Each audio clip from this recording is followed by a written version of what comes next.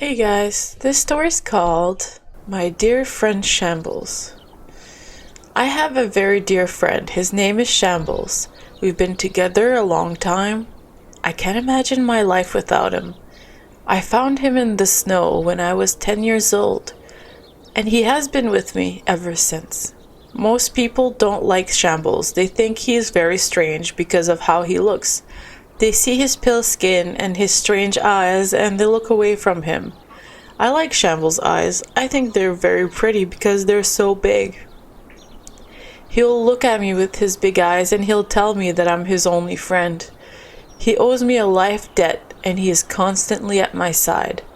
Shambles is a loyal friend. We go everywhere together. We are never apart. This has led to many questions in the past. Questions that make me uncomfortable, but that Shambles answers for me.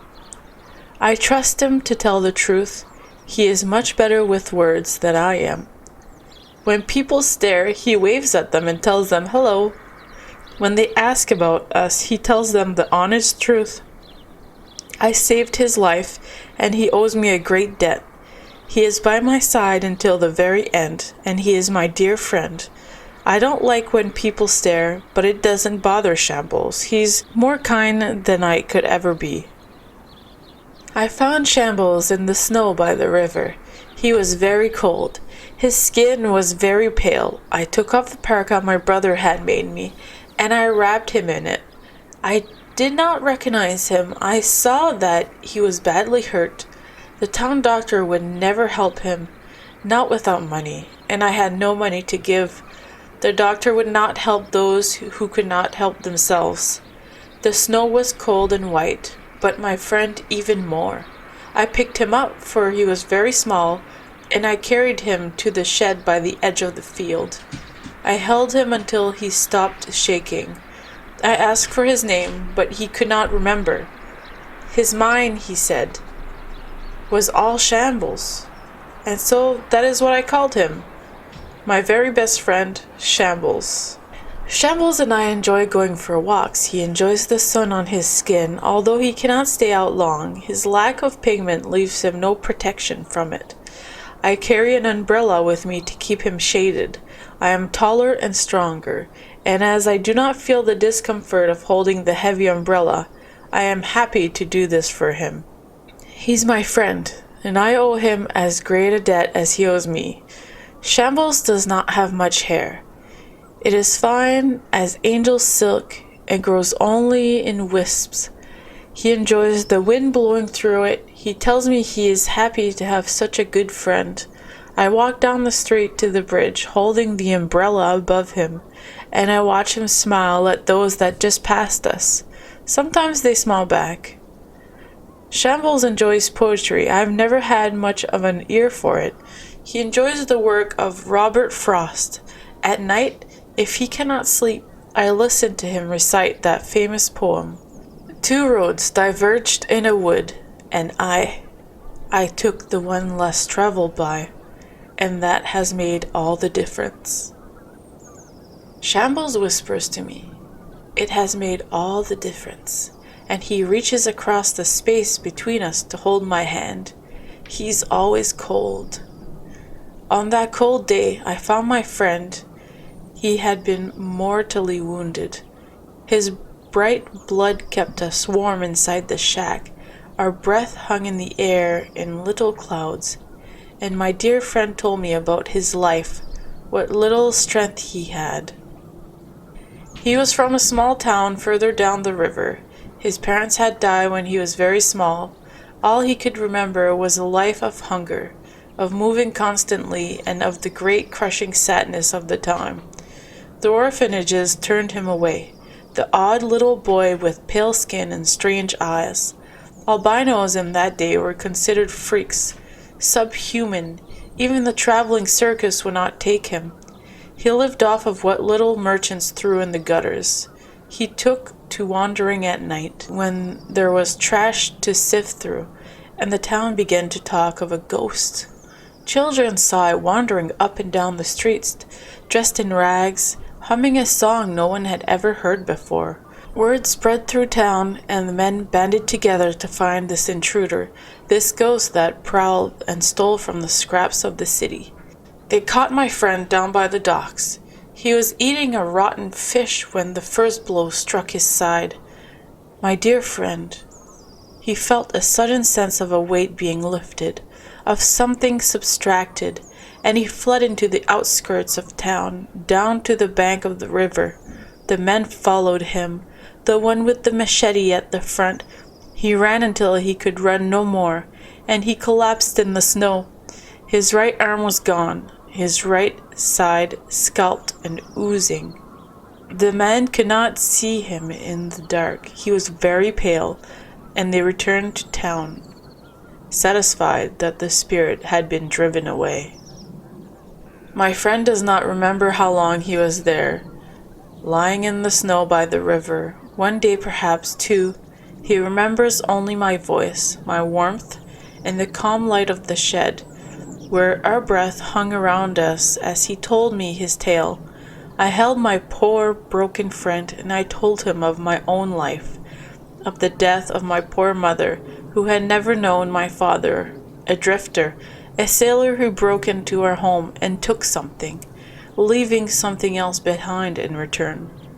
I told him of my daily trips to the river, to fetch water to boil for her. I told him of her pretty pale skin, so much like his, of how she lay in a sea of her dark hair and called to me, her voice burbling up through the water inside her. She called to me to tend to her, and I was a very good son. I did all I could for her. When she passed, I wrapped her mermaid body in her favorite sheets, which were the color of a thin sky, and I buried her out in the garden. I stroked my friend's wispy hair and told him of my loneliness, of the years I had spent here, coming to the river every day in a routine I could not break. Out of a sudden desperation, my friend clung to me with his remaining hand, and his eyes became wider and full of water. "Please," he begged me, "please don't bury me in the ground."